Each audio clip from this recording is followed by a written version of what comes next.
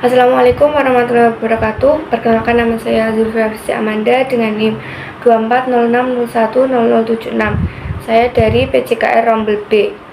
Di sini saya akan membuat video presentasi matkul Pendidikan Jasmani Anak Berkebutuhan Khusus.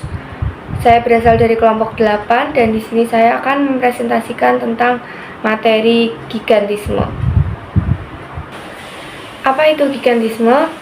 Gigantisme adalah kondisi langka yang terjadi pada anak-anak di mana terjadi pertumbuhan abnormal yang signifikan yang disebabkan oleh produksi hormon pertumbuhan yang berlebihan.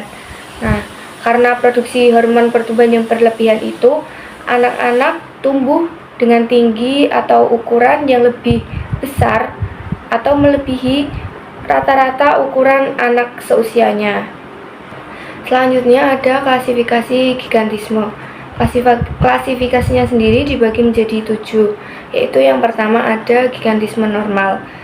Gigantisme normal ini dimana anak itu tumbuh secara berlebihan, tetapi terjadi pada seluruh bagian tubuh, sehingga anak itu tumbuh lebih besar dari anak-anak seusianya, tapi untuk postur atau proporsi tubuhnya itu tetap seimbang atau proporsional. Yang kedua ada gigantisme otak. Nah, gigantisme otak ini sendiri itu seperti cacat intelektual yang dapat mempengaruhi gangguan fungsi dan perkembangan otak. Selanjutnya itu ada gigantisme parsial. Gigantisme parsial berbeda dengan gigantisme normal, dikarenakan jika parsial itu terjadi pada sebagian anggota tubuh saja, misalkan tangan atau kaki, ya, yang itu dimana bisa menyebabkan pertumbuhan itu tidak proporsional. Jadi misalkan di tangan, berarti tangannya itu lebih besar daripada tangan sebelahnya, atau mungkin di kaki.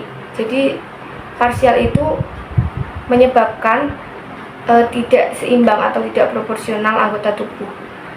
Selanjutnya ada gigantisme setengah. Gigantisme setengah ini masih tergolong normal, tetapi anak-anak yang menderita itu tetap jelas terlihat kalau dia itu pertumbuhannya lebih besar atau melebihi anak-anak seusianya. Yang kelima ada akromegaliceski. Dalam klasifikasi ini itu terjadi pertumbuhan struktur tulang atau wajah yang dimana itu terlihat lebih tua. Jadi anak-anak itu muka atau wajahnya tidak sesuai seusianya atau lebih tua dari seusianya. Yang keenam ada eunocoid, dimana anak-anak itu bertumbuh dengan kurangnya hormon seksual yang menyebabkan tubuh itu berkembang secara tidak proporsional. Yang terakhir, ketujuh, itu ada visceromegaly. Nah, di sini itu kecacatannya hanya mempengaruhi organ-organ dalam atau organ-organ vital, sehingga tidak terlalu mempengaruhi tulang atau tidak bisa dilihat dari luar, tidak terlihat dari luar. Selanjutnya ada faktor penyebab gigantisme. Yang pertama yaitu ada genetik. Nah, jadi seseorang, mungkin orang tua yang dulunya memiliki kelainan gigantisme itu bisa menurun ke anaknya karena faktor genetik. Yang kedua ada karena hormonal atau ada suatu penyakit tumor pada kelenjar pituitari. Nah, selanjutnya itu ada patologis. Yang ketiga ada patologis atau penyakit kelainan pada otak. Yang keempat itu ada faktor nutrisi. Untuk anak-anak yang kemungkinan berlebih protein dan berlebih kalori, itu bisa saja menyebabkan anak-anak itu tumbuh lebih cepat dari anak-anak yang seusianya. Kemudian yang terakhir ada psikologis dan trauma. Nah, psikologis dan trauma ini dapat disebabkan oleh kondisi sosial ekonomi yang memengaruhi pola terjadinya gigantisme. Jadi selanjutnya ada kriteria gigantisme. Kriterianya sendiri itu dibagi menjadi 3. Yang pertama itu ada secara klinis, di mana pertumbuhan tinggi badan yang lebih 2 kali lebih besar dari standar deviasi. Nah, yang kedua itu ada kriteria radiologis, di mana kondisi ini itu terjadi ketika epifisis tulang masih terbuka, yang masih memungkinkan tulang itu bertumbuh dan memanjang sehingga mempengaruhi pertumbuhan. Yang ketiga ada laboratorium. Laboratorium itu ditandai dengan GH, kadar GH meningkat pada normal usia, di atas normal usia. Untuk selanjutnya sendiri yaitu cara penanganan dari penyakit atau kecacatan gigantisme ini dapat dilakukan melalui operasi pengangkatan tumor hipofisis. Nah, operasi ini mengangkat massa tumor hipofisis sehingga nantinya produksi hormon pertumbuhan itu dapat kembali normal dan dapat menjalankan pertumbuhan secara normal pada tubuh anak-anak.